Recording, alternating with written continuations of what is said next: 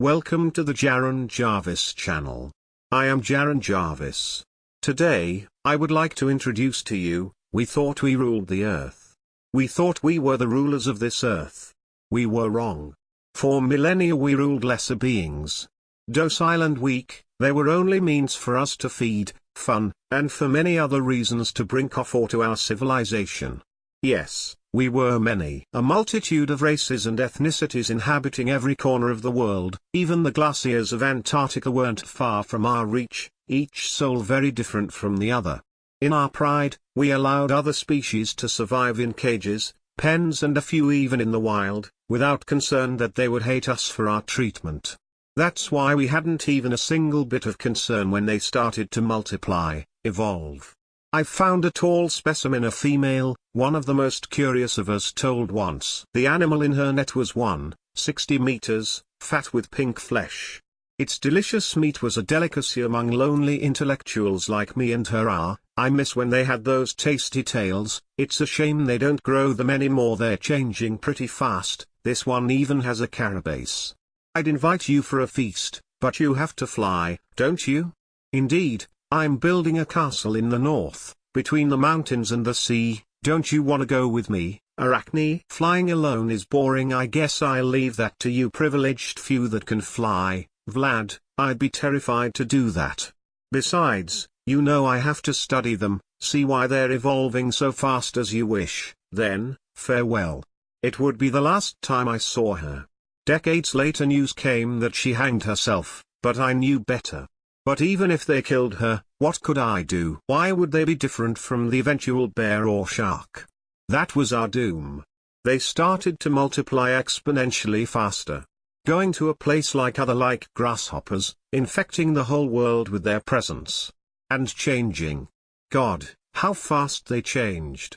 Colored torsos, carapaces, some were hideous hybrids with 4 legs. Made by parasiting other animals, others could launch projectiles from their extremities. When packs of them started roaming to Govishte, the place I lived, the memories of Arachne made me retreat into my castle, in a monastic loneliness, killing any of those beasts that dared enter my domain. But then, one day, they started worshipping me. A pack, threatened by another, managed to enter and started treating me as their leader, for some reason. Curious, I defended them from a bigger pack, and soon discovered that they had tactical acumen bigger than my own. Fearing this new discovery, I hurried back to the confines of my castle. By now, many probably had discovered this, as they started to be hunted indiscriminately. Whole packs destroyed, hunted and stalked by us as we advanced, as we found them in forests, plains or even deserts and mountains. As our fear grown, some of us, knowledgeable in the realm of diseases, used virus and bacteria to extinguish them, and others altered the weather to destroy their sources of food. To no avail, as they kept growing, and growing, changing, getting bigger and stronger. Multiplying and changing again, they shedded their carapaces and adopted only loud, fast projectiles, built gigantic hives and started flying in the sky just as I did. We had no choice but to hide ourselves and retreat to the far corners of the earth, as we knew it was only a matter of time for them to come after us.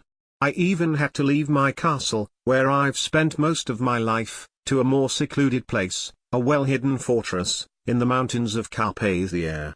Initially, an entire pack of them could come to our hideouts and we would have no problem in dispatching every single one of them. But time was quicker for them than to us, and only when we lost contacts with the hideouts in Japan and Chile that we started worrying and gathering. It was then, that everything happened. The year was 2037. My fortress was filled with guests from all around the world, that managed to sneak from the packs below the mountains, discussing how we could counter this threat for our survival. When a singular shadow was lurking behind us, without owner. A whisper was then heard, as if talking to the shadow. Even my accurate hearing could only hear a few syllabs, such low volume was that sound. G.net, cmod, c.t.ns, c.z, crisp, we, protect. GSPI, op, tive.fr, at.ck. A figure then emerged. It was like we initially discovered their kind. Without the carapace or projectiles, his only mutation was the one I saw with Arachne 10,000 years ago, a tall, white being with blue eyes and red fur covering only in his head, covered with a thick vest made by his people. An arrogant smile crossed his face when Lamia used her tail to constrict him, as if waiting for the right to fight back. Suddenly, he grabbed her tail, and tossed her into a wall.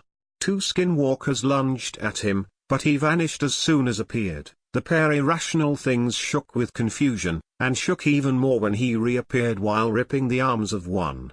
As more and more things of many different races started surrounding him, he dashed with amazing speed, passing into a gap between a Wendigo and the Minotaur, landing a decapitating blow on a small monster isolated behind them. We were in shock. How could a mere human fight us? Worse, he was fighting many of us at the same time. That distraction prevented us to notice the metallic bottle rolling towards us. Tear gas. What followed was carnage of infinite proportions. Without seeing and smelling due to the gas, the human started disposing of the confused attackers, claws broken, wings ripped, teeth flying everywhere. During the chaos, an old satyr whispered to me. The humans finally learnt how to evolve by themselves, even taking cells of other animals to improve. And improve they did. Rat-tested proteins allowed bigger strength and speed, genetic manipulation modified the carbon in their bodies to form harder skin, octopus and chameleons' genes gave invisibility and panthers gave better vision. When I opened my eyes, he was pulling a blade and dueling with a Kuchisei Connor. The knife, who was strangely vibrating, cut her scissor and then her head as if it was paper. The goatman creeped around him, but his axe couldn't even pierce his skin before a kick broke all his bones. Our mob then began to rout. Multiple species started running for the doors, reaching outside only to be greeted with screams and shots.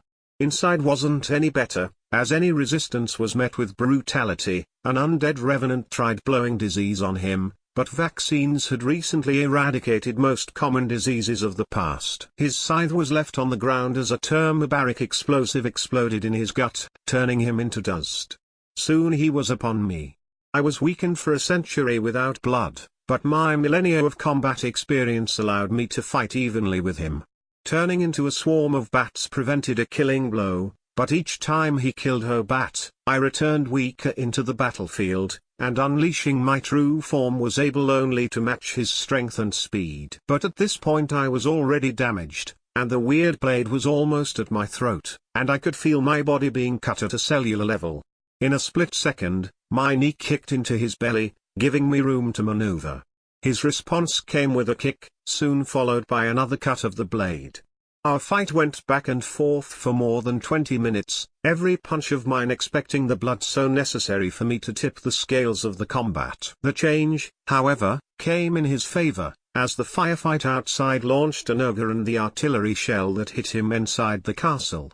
I turned my head to observe the scene and, look at me, vampire. The distraction was precise, as the millisecond that I looked away was enough for him to throw his blade in my chest, followed by an elbow that broke my fangs and a finishing suplex that broke every bone in my upper body.